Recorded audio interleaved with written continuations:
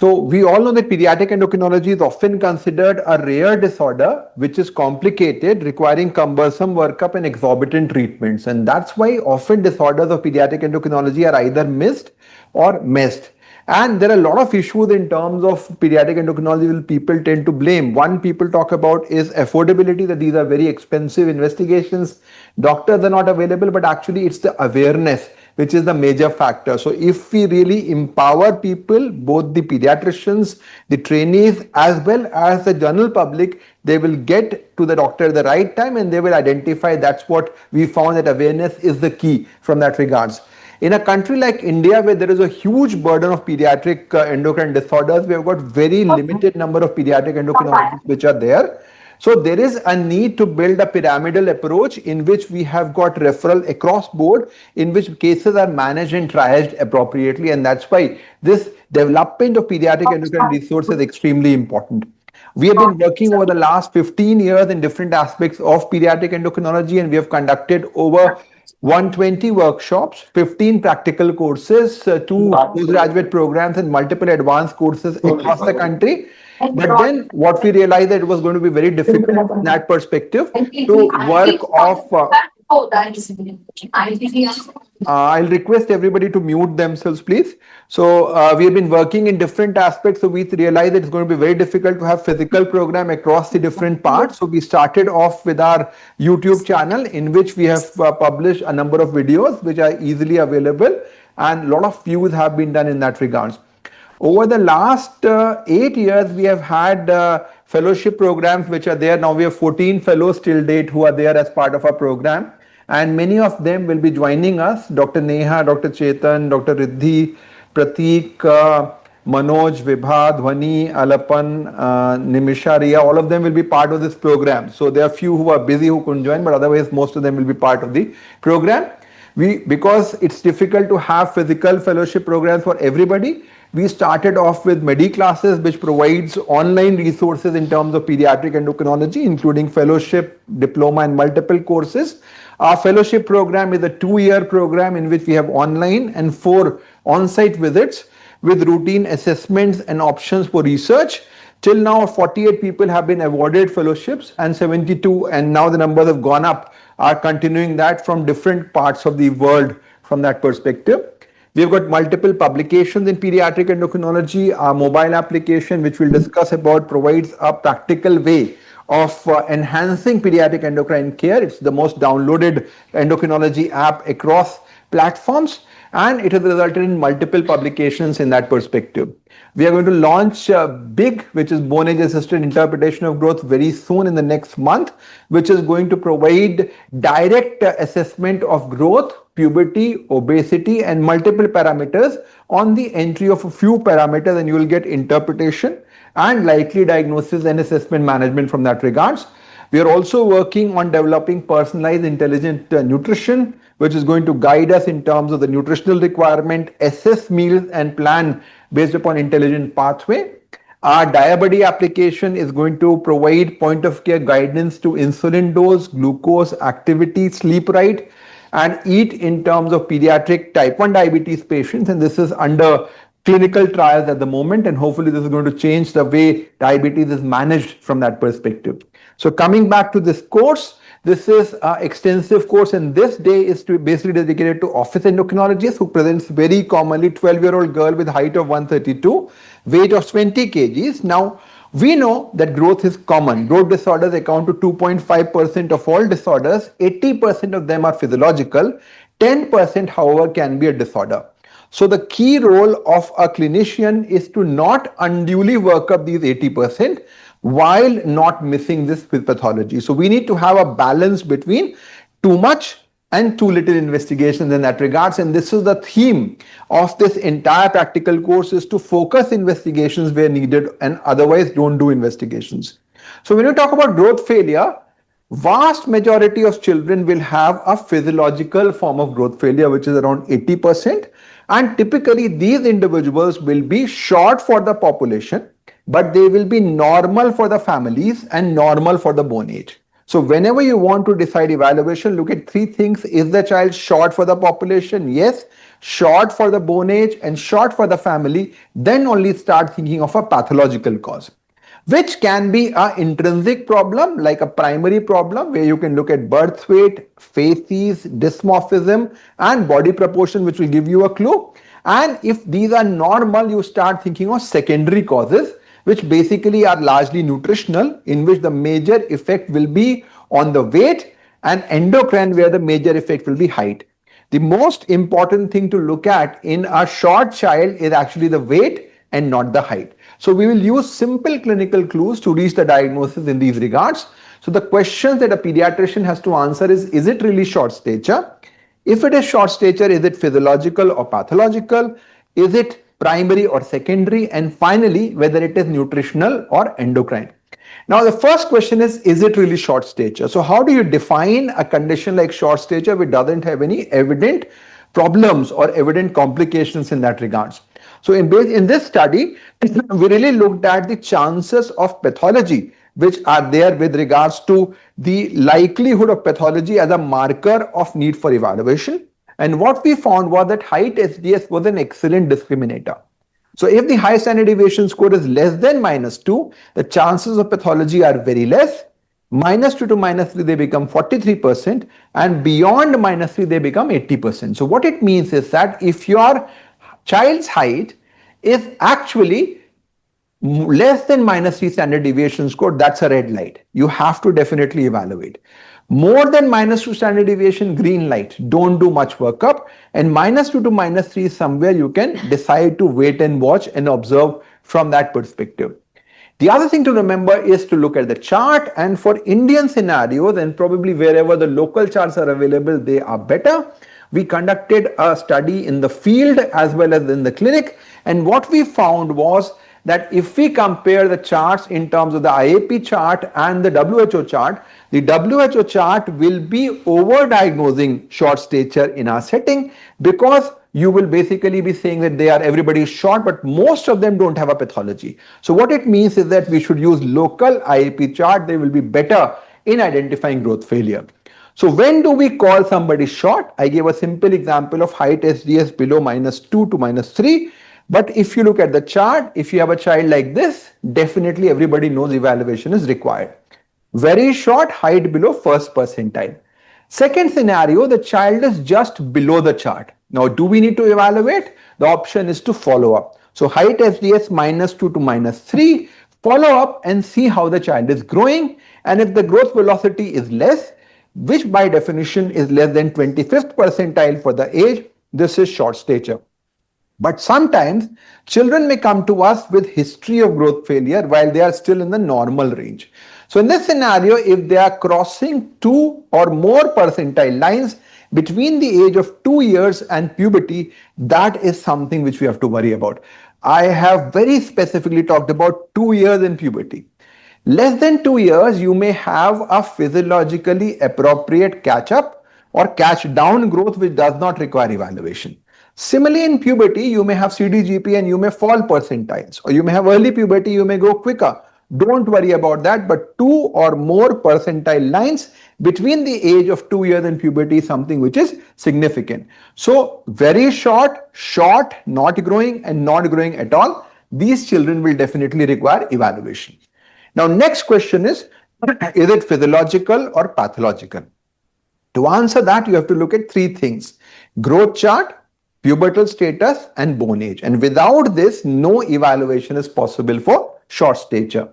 So in growth chart, again, look at three things. Look at the absolute status, what is the percentile, and we prefer height standard deviation score because that gives us a better picture. The second is what is the parental expectation, and we all know for that we calculate target height, which is father's height plus mother's height divided by 2, add 6.5 centimeters for boys and subtract 6.5 centimeters for girls, and you calculate target height standard deviation score. One measure which is a very good marker of familial short stature is actually corrected height standard deviation score. So if the child's height standard deviation is within 1.5 SD of the parents, that means this is a familial.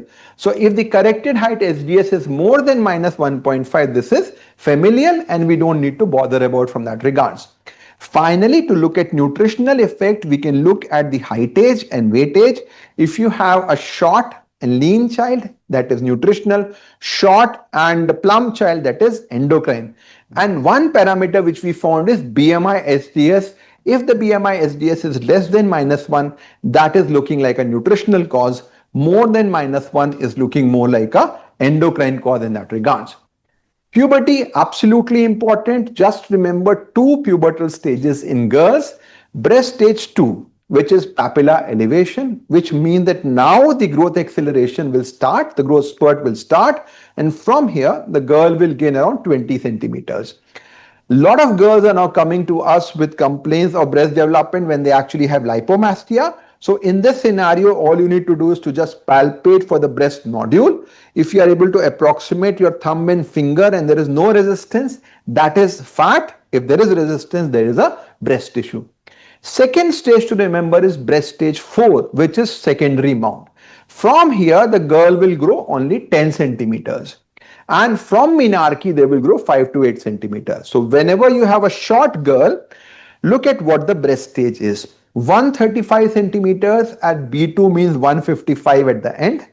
135 at B4 means 145 and 135 at menarche means 140. So it's not just the current height and age, the pubertal status is very, very important. For boys, look at testicular volume, and if the testicular volume is around 4 ml, you can wait and watch. Above 10 ml, urgent action is required. Beyond 15, nothing much can be done. So very important, B2 is like T4, TV10 is somewhere like B3, B4, and voice change, spermarchy, these are like menarche. So this is, I'm giving a sort of an analogous picture as far as the girls and boys are concerned. Now, another very important part is bone age. Now, what you need to remember is that for bone age, the maturation starts from proximal to distal and fusion starts from distal to proximal. So if you want to look at the bone age, look at these distal bones first. That will give you the best idea in that regards. Only for younger children do we rely upon carpal bones, and radius ulna also are a late sign. So the most important in our regression analysis, the most important bone is the middle finger, middle phalanx. 95% accuracy you can get by single image also. That's something which is there. Girls have higher estrogen levels compared to boys, so they have a more advanced bone age. The most important thing to look at is the comparison of epiphysis to metaphysis. If the metaphysis is smaller, age will be lower. If it goes bigger and capping, it becomes more.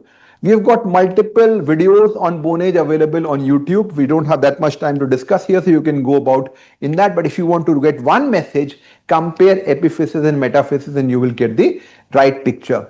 Now, whenever you get an X-ray, often people cut off the fingers, which doesn't make any sense because that's the most important part. They should be widely spread and the exposure should be fine as well. And with age, you can decide about which bone ages to look at. So in infancy only, you can look at carpals, where hardly we do a bone age.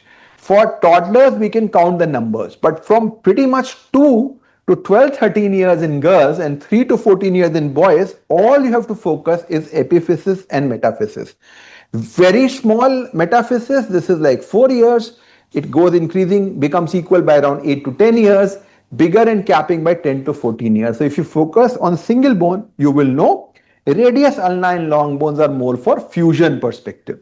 Now, there are options available in the form of GP Atlas, Tanner Whitehouse, and Bone Expert. Many of them require a lot of training, a lot of time, and a lot of money. So this is something which we don't have often for a pediatrician perspective.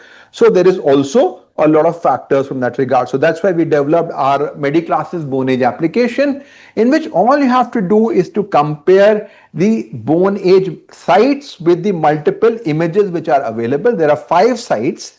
Compared to the Tanner Whitehouse, you will be able to save a lot of time and you will get a good amount of bone age results from that perspective in that regards. This tool has been shown to be quite effective with minimal variation as compared to gold standard and also effective for the non-expert.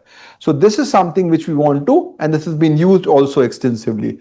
We are also developing, or we have developed in collaboration with IIT Kanpur, a novel AI-based method in which all you have to do is to put the image and you will get a sort of a variation of around 0.8 years, which is around 7 to 8 months, with a very acceptable one, as good as an expert. So this is something which we are going to work out, and this is going to come out also soon from that regards.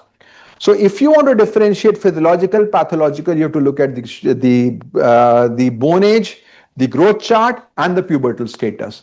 Now, if the corrected height SDS is more than minus 1.5, this is familial.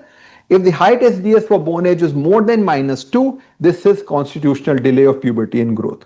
So a child who is normal for the population, normal for family, and normal for bone age is physiological. 85% of pediatrician referrals are done out there.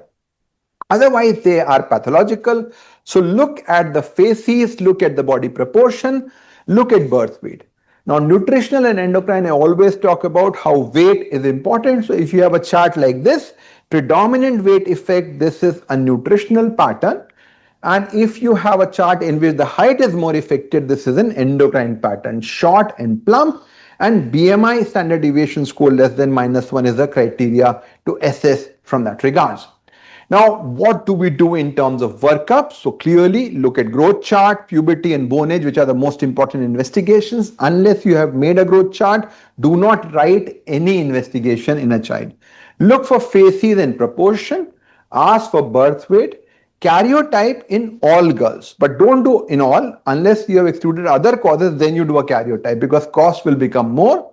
Consider genetics, which we are doing more often now in SGA, skeletal survey, basic workup like liver, kidney and celiac. Celiac we call about in everybody, even if you have a normal nutrition. Blood gas if they are clinical features of RTA or the age is less than 3 years, and fecal calprotectin for inflammatory bowel disease after 10 years of age. Endocrine workup we recommend in everybody, FT4 and TSH. Other workup only if it is required from that regards. So everybody you should do a CBC, ALT, creatinine, TTG, thyroid profile, and if needed you can do karyotype in girls, blood gas before 3 years, calprotectin above 10 years, and growth hormone and IGF-1 only once everything is normal. A word about GH and IGF-1 axis, if you want to waste your money, do a basal growth hormone, because basal growth hormone is not reliable. Growth hormone is a pulsatile hormone, it's a waste of money.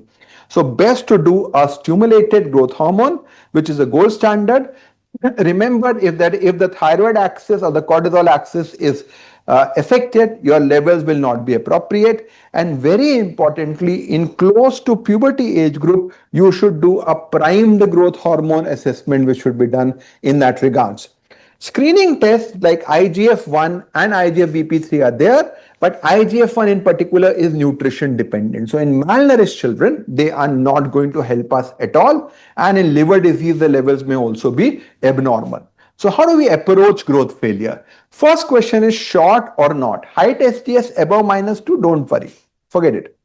If the child is short for the population, is he short for the family? So corrected height SDS more than -1.5, familial. No investigations required. Now the child is short for the family, is he short for the bone age or not? So height SDS for bone age above -2, again no workup. This is CDGP, follow up in that regards. If the child is short for the population, short for the family, short for the bone age, then you do your screening investigations, which I've discussed already. And then you decide about need for follow-up.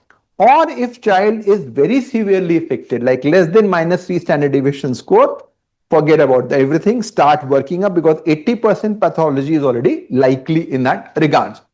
Now, if you find syndromic features, you can manage. Otherwise, you do IgA to rule out IgA deficiency in the setting of celiac, and karyotype. If normal, then you do a growth hormone testing to identify the diagnosis in that perspective. So this is how we should approach. We have incorporated all this as part of our growth interpreter, where all you have to do is to just put some data, put the information about the what is the current height, what is the date of birth, and once you put those data, you will be able to identify the correct diagnosis in that perspective and evaluation. We've already incorporated in part of big, which we're discussing, in which you will get guidance with regards to what is the growth in puberty evaluation and how do we follow up from that regards in a detailed fashion. And this has been shown to substantially improve the concordance at the level of a pediatrician and a pediatric trainee.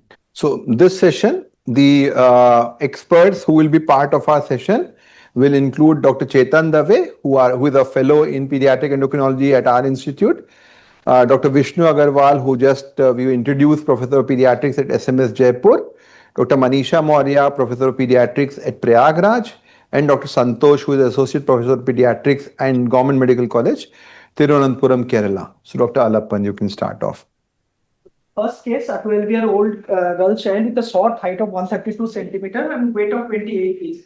Father height was 164 centimeter and mother's height was 151 centimeter. Dr. Chetan sir, I would like to know this approach to this case. Your voice is not audible, Dr. Alappan. Yeah. So I'll again repeat the case. The case number 1, a 12-year-old girl child presented with a short height. Am I audible? Yes. Right now I can hear you. Okay, sir. Bol. The height is short, 132 centimeter, and weight is 28 kg. The father's height is 164 centimeter and mother height was 151 centimeter. So Chetan sir, I would like to know your approach in this case. So first of all, any growth or statural concern patient should be measured properly, and then we should plot them on the growth chart, number 1. So we have plotted the growth chart here, and this is the mid-parental height. Fine. So we have plotted the girl's height as well as MPH. So looking to the mid-parental expectation, the girls fall well within the normal range as far as the parents is concerned. But still, this girl is short for the population, but she is normal for the family. So then next step I would like to go for is to do the pubertal examination as well as to look for the bone age to see how much height potential is left. So the height age and weight age of this child was 9 years, and the bone age is same, almost 9 years. So definitely she is a familial short stature. So we should explain them regarding the. Okay. So, on follow-up, this child, we are follow-upping the child, and on the follow-up, after 6 months, the child's height land up to 135.5 centimeter. So, Dr. Chetan sir, do you think the child is growing properly, or she is still short? So her growth velocity is fine, but definitely we should be looking into the context of pubertal development, whether she is going through the pubertal spurt or she is just growing normally without any pubertal spurt. But definitely this growth velocity is looking fine as far as the overall growth is concerned. So Chetan sir, I would like to know what are the practical points you should give to our audience. Yes. So definitely whenever any patients come with the height concern, definitely number 1 is to plot them on the growth chart. Number 2, derive mid-parental height. And if the child is within the parental expectations, then definitely she or he is growing well for the family. So no extra investigations is required as far as the parents are satisfied with the height of the child. Nowadays, we know that the growth velocity is also crucial. So definitely we should observe these kids for next 6 months, and we should decide if growth velocity is faltering, then definitely we should be now doing workup as far as the know the cause of the growth faltering. Otherwise, no workup if the child is falling within the familial expectations, and follow up to see the growth velocity to decide the further actions to be taken at that point of time.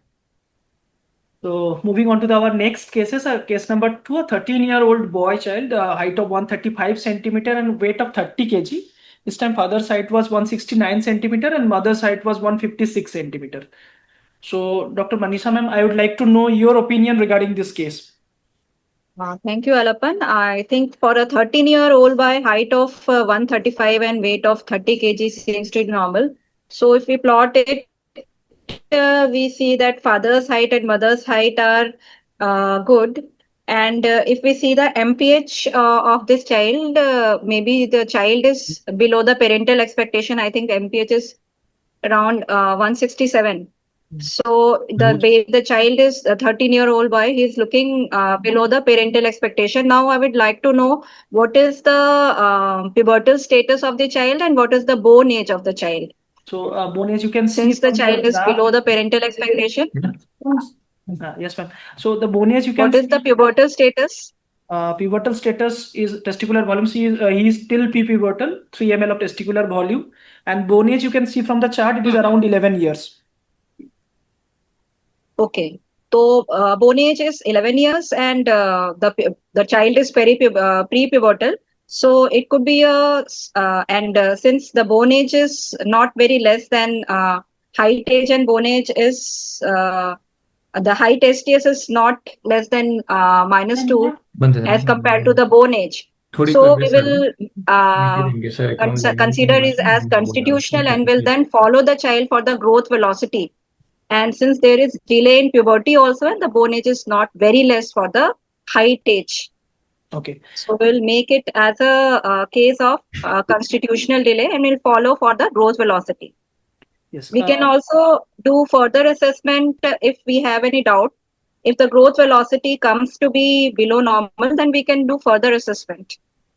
Okay, we have done some further assessment and the screening tests were almost normal. And a basal growth hormone done by outside by a pediatrician was low in this scenario. So as told by Dr. Anurag sir also that basal growth hormone has no value in this. And even after growth hormone stimulation, we can see that the growth hormone, peak growth hormone is less. It is around only 6.2. But this test may not be true because in boys more than 11 years and girls more than 10 years, we have to do a steroid sex hormone priming before doing a growth hormone stimulation test, either by estrogen or by testosterone in boys. We have to do it before the growth hormone stimulation. So after priming, the reports, as we can see, is 15.2, which is totally normal. So baseline growth hormone has no role, and in peripubertal children, we have to get a priming done before doing a growth hormone stimulation test. So we followed up the child and we can see the growth velocity here. Ma'am, what will be the child achieve puberty, the child achieve the height also. So practice point is before labeling a child as pathological short stature, either we have to see whether the child is in the parental expectation. If the child is in parental expectation, we will see the bone age. And if the child is below the parental expectation, still it can be physiological, it can be constitutional delay of growth and puberty. For that, we have to assess the pubertal status and the bone age. If the bone age and the height age are corresponding, it is no much difference between the bone age and the height age is less than -2. And puberty is still not achieved, we will consider it as a CDGP. And baseline growth hormone testing has no value. And in peripubertal children, it has to be done after sex hormone priming. Okay, so moving on to the next case, a 15-month girl child, birth weight of 4 kg, large for gestational age, mid-parental height of 150 centimeter, presented to us with failure to thrive and diagnosed RTA by a practicing pediatrician. So Dr. Santosh sir, I would like to know, do you agree with this decision or do you like to further work up on this case? Good evening, everybody. It's a great pleasure to be a part of this wonderful program and in the esteemed panel. So in this case, this child is a 15-month-old girl and is born to a diabetic mother. It's an infant of diabetic mother, weight of 4 kg, and the MBH was around 150. So the child at birth, the child percentile was around 95%, and while tracking the growth chart, we can see that it is catching the crossing down have been seen so many percentiles and reaching up to around less than 10th percentile. So it shows that, and the MBH is around the 5th and 10th percentile. So the most important is comparing with the parental expectation MBH.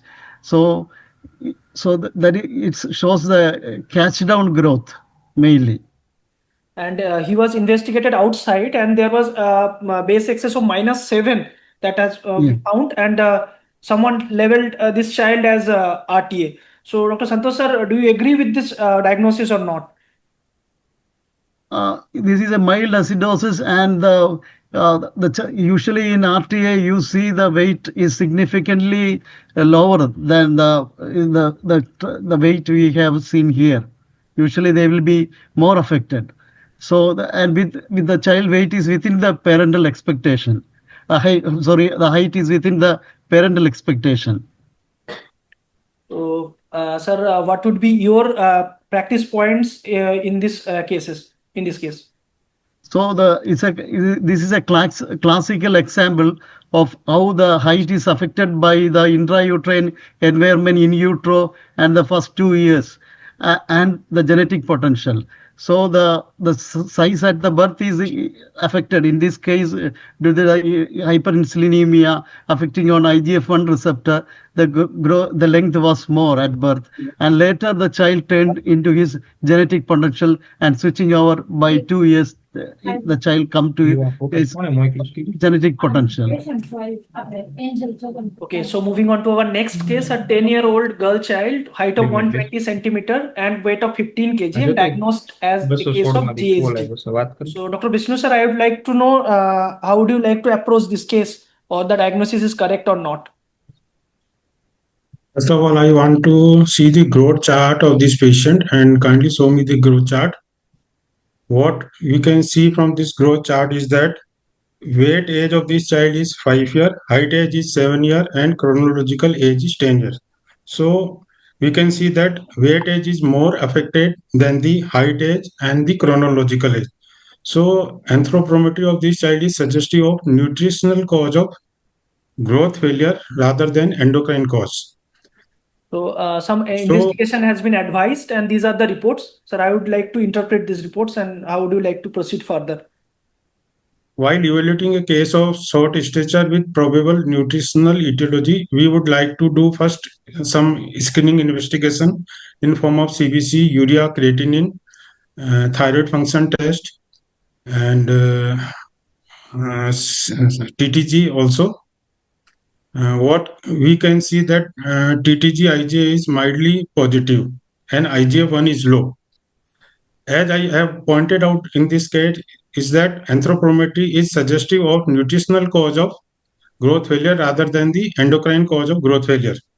So while evaluating a case of growth failure, first of all, we should look at the anthropometry and do not go straight forward on the endocrine assessment like growth hormone stimulation test. Golden rule for the assessment of growth hormone is that we should have suggestive anthropometry, which is not in this case. So we should go for the nutritional cause of growth failure. Second thing is that basal growth hormone is not have any value. And third thing is that assessment of growth hormone has so many variability.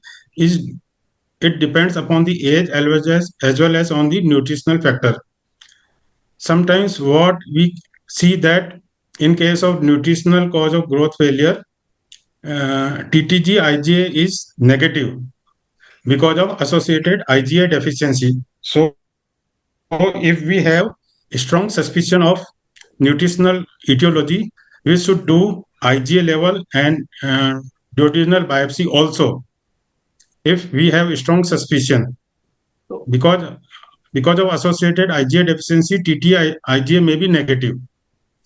So in this case, IgA was undetectable and duodenal biopsy was suggestive of villus atrophy, which goes in favor of celiac disease or nutritional cause of growth failure rather than endocrine cause. So we have to put this child on the gluten-free diet, which shows dramatic improvement. Okay, so sir, what would be your practice points regarding this case? In case of growth failure, we should first do the anthropometry. If anthropometry is suggestive of endocrine cause, then we should go for endocrine assessment. Otherwise, we should look for nutritional cause of growth failure, like in this case. And if we have strong suspicion of nutritional cause, we should do IgA level along with TTG, IgA, and if possible, duodenal biopsy also. We should not opt for the growth hormone stimulation test in case of nutritional cause, because IGF-1 level is dependent on the nutritional, and there is no role of basal growth hormone stimulation. Okay, so moving on to our next case, 8-year-old boy, height of 100 centimeter and weight of 18 kg. And in contradiction to the previous case, this time the child was diagnosed as a case of celiac disease. So Dr. Chetan sir, I would like to know, how do you like to approach this case? First of all, if it is a known case of celiac, then I would like to definitely review the reports as well as if at all biopsy has been done or not. Okay, so this is a growth chart. So growth chart is showing that child is even more short. Weight is not that affected as compared to height, though both is affected. So definitely celiac is a chronic disease in which weight is generally more affected than height. So this particular picture looks like more of an endocrine cause. So definitely, first of all, I would like to see whether the thyroid function and all other endocrine tests has been done or not. So this is a TSH and growth hormone. Growth hormone must be random or basal level. Yes. Definitely one investigation missing is free T4. So definitely, if at all the free T4 low with normal TSH is also suggestive of central hypothyroidism. So definitely, first of all, we would see if the child fits into the central hypothyroidism or not. So has free T4 been done?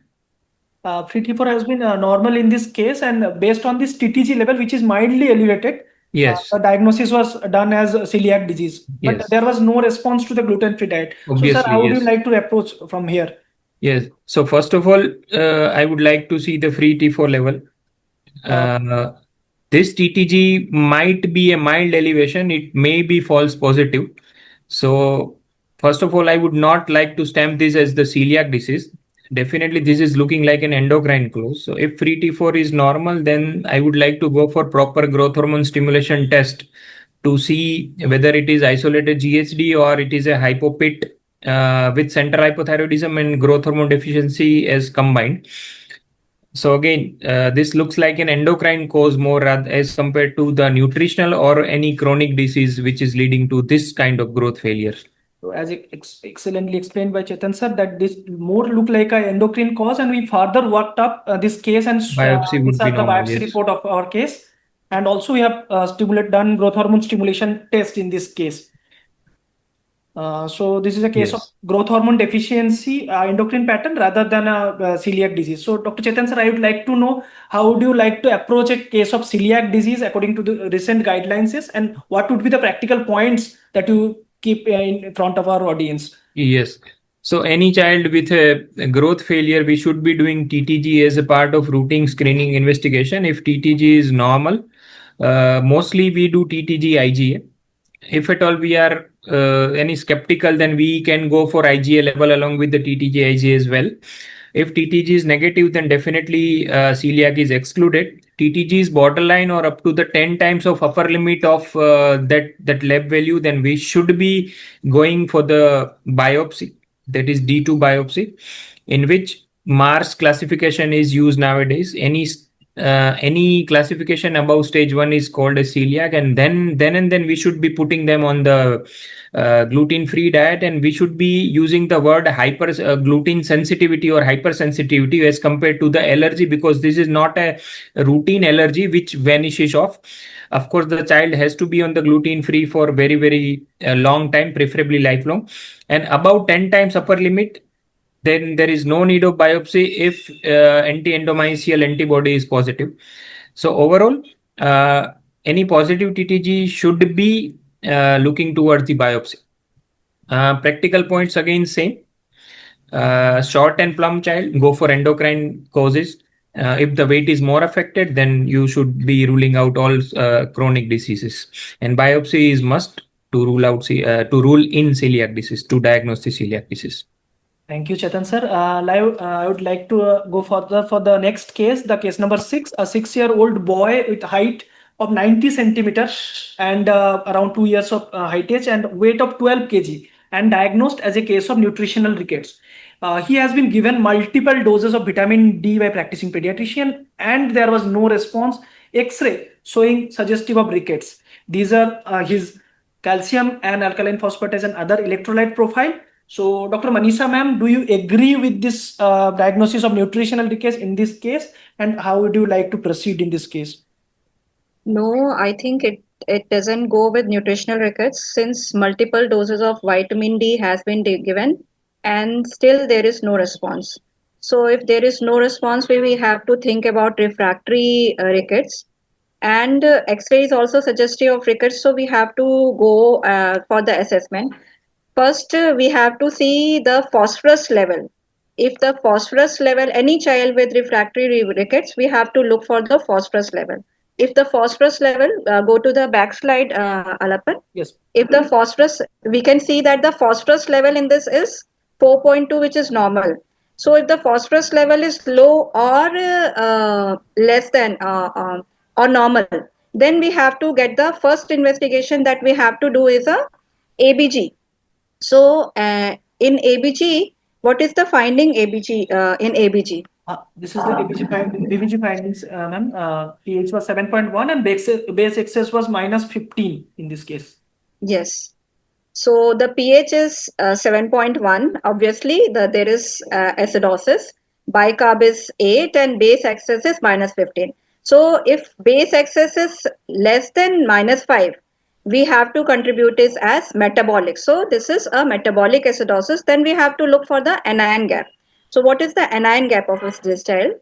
So we see that the anion gap is 12, which is normal anion gap. So normal anion gap metabolic acidosis, one thing which comes in mind is renal tubular acidosis. So for renal tubular acidosis, we have to confirm the findings that is it really renal tubular acidosis. So we will get the urine examination done. We will do the urine anion gap. As you have already shown that urine anion gap is positive. So it goes more in favor that this is renal tubular acidosis and urine pH is 6.8, which is more going towards alkaline side. So it can be a distal type of renal tubular acidosis. And urine, the other investigation to diagnose, confirm RTA is urine to blood carbon dioxide difference, which is 10. And initially also in the electrolytes also we have seen that the electrolyte, there was mild low potassium also. Go to the first slide. I think it was the indicator. It was also the indicator that the potassium was mildly low. That also indicated that it could be RTA. So always think of RTA in a child with refractory rickets. So ma'am, what would be your practical points regarding this case? So the practical points is a child coming with refractory rickets and growth failure. We always have to think. So first investigation in refractory rickets is to look for the phosphate level and electrolytes level. If the phosphate level is low or normal, we have to get the ABG done. And if the electrolyte in this case, the clue was low potassium also. In RTA, the potassium is low. And if the phosphates are towards the higher side, then we have to do the kidney function test first. So in this, the phosphates were normal, though we did the ABG. If ABG is showing acidosis, then we have to get the anion gap. If it is normal anion gap metabolic acidosis, most likely it is RTA. Okay, so we go to the next case, case number 7, a 14-year-old girl with short height, 120 centimeter and weight of 32 kg with a normal screening profile. Dr. Santosh sir, this is the picture of this girl child who presented to our OPD. I would like to know how would you proceed in this case?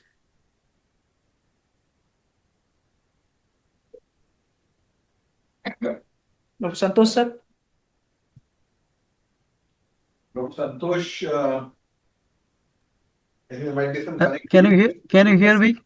Alapan, can you hear me? Yes, sir. Yes, yeah.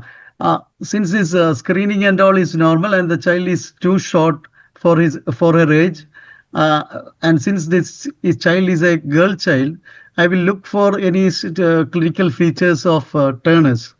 And if the child had a wide carrying angle, brachymetacarpia, and features like that, I will think of Turner. First, I have to rule out Turner in this child. And since this child is pubertal, it come with an FSH. Somebody had done a value of FSH, and the FSH show 72 microunits per liter is too high. So it's an indirect. There is no feedback inhibition from the ovary, estrogen from the ovary. So we will strongly think it's another surrogate marker for Turner. I would suspect Turner in this child, but before labeling this as Turner, I would like to do. I want to see the karyotyping of this Yes. child. So karyotype has been done, and these are the clinical pointers that you are looking for, sir. Karyotype was in this case X0 in this case. So, Okay. sir, what would be your practice point in this case? Yeah, the important. I'll stress one more point in the karyotyping is even though FSH is high, karyotyping is very important because sometimes the Turner mosaic may be may be there with the XY line or cell lines also. So there is always a risk of gonodoblastoma in these children. So that needs surgery. For all Turner with clinical stigmata and raised FSH, it is mandatory to do karyotyping. And next, once you diagnose the case of Turner syndrome, you have to rule out all the associations, mainly coarctation and other hormonal status. Also, you have to look into it because hypothyroidism, autoimmune hypothyroidism, is much common among the Turner, and like that, diabetes, celiac disease. So many autoimmune conditions are also associated with that, and next, I would like to, after screening the association, I would like to, one more comment I need to tell is that don't do growth hormone stimulations test in these children. If you do growth hormone, it comes at mildly low or normal, but no point in doing growth hormone assessment in these children because this Turner, there is no problem with the GHRH growth hormone IGF-1 axis. The problem is with the SHOX gene deletion. That is haploid SHOX gene is there. That's the reason they are short. Okay. Oh, thank you, sir. So I'll move on to the next case. Case number 8, a 5-year-old boy with birth weight of 2.1 kg. He was having a poor growth but normal development. Height was 90 centimeter and weight is 10 kg. This is the growth chart of this child. So, Dr. Vishnu sir, I would like to know how would you like to proceed in this case? This 5-year-old child present with a significant growth failure with height of 90 centimeter and weight of 10 kg at the age of 5 years. What is peculiar in this case is that birth weight of this child was 2.1 kg. So it was SGA baby, not the AGA baby. So show me the growth chart. Most of the SGA baby show normal catch-up up to the maximum up to the 2 year, and few of them show catch-up up to also 4 year. If they are not going to get catch-up by 4 years, they are not going to grow and they will remain short. Another thing is that besides the normal catch-up, this SG baby show two other type of growth pattern. They may show rapid growth and they ultimately land up in the tall, but they were metabolically unhealthy, or they may show failure of catch-up and they ultimately land up short, but they are healthy. So SG babies show maximum catch-up up to the age of 2 years, not beyond that. So we have to follow them up for the growth on the growth chart, and simultaneously we should also rule out other etiology for the growth failure. And if they don't show catch up by 2 years, we have to start the growth hormone, and there is no need of growth hormone stimulation test in these patients. So, sir, what would be your practice points to our audience? Monitor the patient for growth failure on the growth chart, looking into consideration their birth weight. If birth weight is low, they are not going to show catch up beyond 2 years. Simultaneously, we have to rule out other causes and treatable causes and nutritional cause. And if there is no treatable cause, we have to start growth hormone without growth hormone stimulation test, because there is no need of growth hormone stimulation. Yes, sir. So moving on to our next case. Thank you so much. This 10-year girl child with height of 112 centimeter and weight of 24 kg with a normal screening profile. Dr. Chetan sir, this is the picture of this child. I would like to know how do you like to diagnose this case, or how do you like to approach this? Hello. Hello, sir. Am I audible, sir? Hello. Hello. Am I audible? Yes, sir. Yes, sir, you are audible, sir. Yes. So this is a 10-year-old girl with very short stature with a normal screening investigation, but definitely she has got lower limb defect, and we should be doing X-ray, as well as we should be looking for the rickets profile first. Okay. Sir, we have done X-rays and other investigations, and we have also goes for the anthropometric measurements. Yes. So she has got upper segment, lower segment ratio, which is called as disproportionate. So definitely she is a case of disproportionate short stature. And sir, the mutation in this case and the diagnosis? Yes, so FGFR mutation, which is typically associated with the long bone shortening. So this is achondroplasia versus hypochondroplasia, leading to the short stature. Thank you, sir. What would be your practice points for our audience, sir? Yes.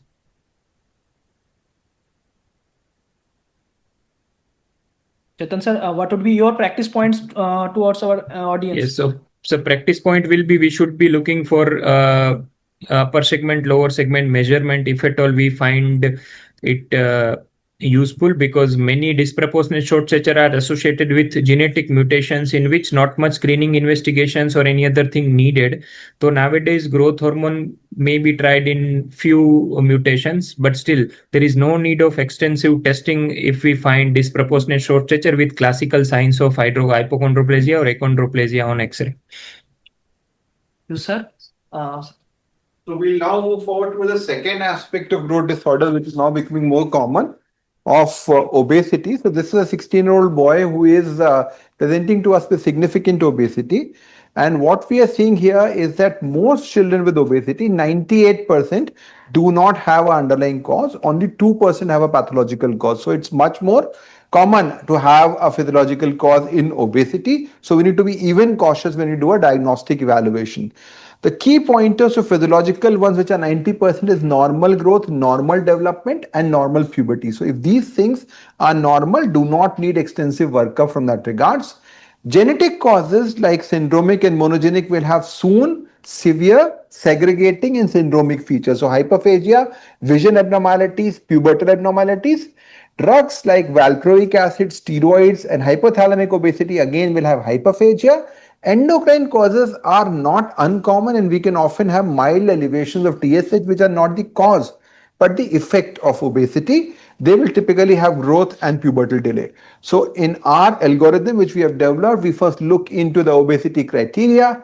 And in young children, if the body mass index or the weight for height SDS is much higher, we start thinking of a genetic study. Similarly, in older individuals, in the presence of syndromic features like developmental delay, vision abnormalities, or dysmorphism, we go for genetic studies. Otherwise, if they are normal and short stature is present, we think of endocrine cause, while otherwise we just recommend a complication screening, which is essential for everybody, including a fasting 2-hour glucose levels, ALT levels, lipid profile, which becomes important. So obesity criteria, age, and clinical features will give you a clue, based upon which we have developed an obesity interpreter, which is providing us with information about the likely cause of obesity with a high degree of concordance with the clinician's diagnosis, around 90% cases in that regard. So Alapan, we can start off with the case again. Yeah. So moving on to the next case, a 12-year-old boy presented with obesity. Height was 160 centimeter, normal height, weight of 70 kg. TSH was 7.91, and he was advised thyroxine in this case. So, Dr. Manisha ma'am, do you agree with this diagnosis of subclinical or rather acquired hypothyroidism in this case? No, I think Alapan, you already told that height is normal. So if height is normal, so we should not think of thyroid hormone deficiency. And since TSH is only mildly raised, in obesity there is increased leptin in the body, and this leptin go and stimulate the TRH hormone.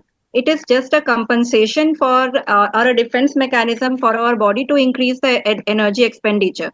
So there will be only mild increase in TSH in response to increase in TRH, which is increased by increased leptins in the body. So this mildly raised TSH is not the cause for obesity, it is the effect of obesity per se. So this child shouldn't be advised thyroxine unless the TSH is more than 10 or the TPO antibody is more than 3 times. So, moving on to my next case, a 12-year-old girl child, height of 130 centimeter, quite short height, and weight of 58 kg. She has been investigated from outside and reassured by a practicing physician that it is a normal obesity. But currently, she has presented to us with rapid weight gain. Dr. Santosh sir, I would like to know how do you like to approach this case? So, this 12-year-old girl child had a height around 130. She is short, and she's in the obese range of weight-wise. So I will thought a short and obese child. I'll think of endocrine causes first. I will first want to see the growth chart, and then I want to see her. I want to do a clinical examination, because the one thing which we have the endocrine causes here are, one is growth hormone deficiency, hypothyroidism, then Cushing syndrome, pseudo hyperparathyroidism. These all children are short and plump children. So I want to say, if photo is available, I need to see her photo. One thing which I can. So this child looks to be have Cushingoid feature. I want to know whether there is any drug intake, steroid intake, or any form of steroid the child had taken to rule out exogenous Cushing. She has history of she doesn't have any No, drug no history. no history, and there Yeah.